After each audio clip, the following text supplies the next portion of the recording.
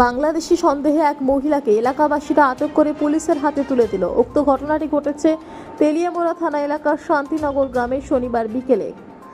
রিনা বেগম নামের এক মহিলা শান্তিনগর গ্রামে মেয়ের বিয়ে অনুদান বাবদ অর্থ সংগ্রহ করতে আসে। এ বিষয়ে এলাকার সচেতন নাগরিকেরা ওই মহিলার বাড়ি কোথায় জানতে চাইলে একবার এক স্থানের নাম বলতে থাকে। এতে সন্দেহ জাগে সচেতন নাগরিকদের।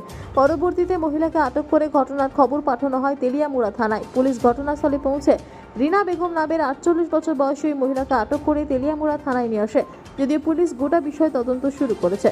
প্রকৃতপক্ষেই 48 বছর বয়সী মহিলা বাংলাদেশি নাকি ভারতীয় বা পুলিশি তদন্তের মধ্য দিয়ে গোটা বিষয় বেরিয়ে আসবে।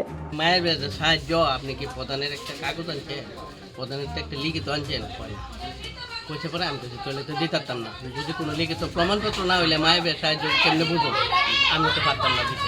তারপরে এদিকে গেছে গিয়া ওই সাইডে গেছে পরে ওই প্রশ্নের কাছে গেছে। তো প্রশ্নে এরা ভালো করে জিজ্ঞাসা উত্তর দিতে না। কোনে কয় মায়া বিয়া দিব, কোনে কয় মায়া বিয়া দিয়া লাইছে, 4 লক্ষ টাকা ঋণ আছে।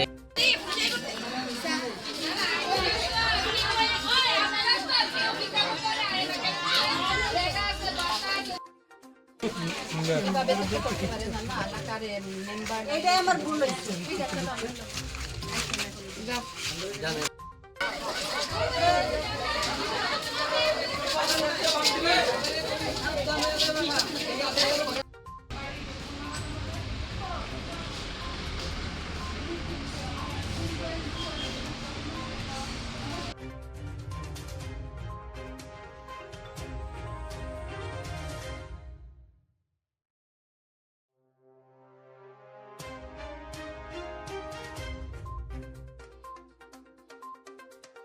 আপনারা দেখছেন সংবাদ শিরোনাম।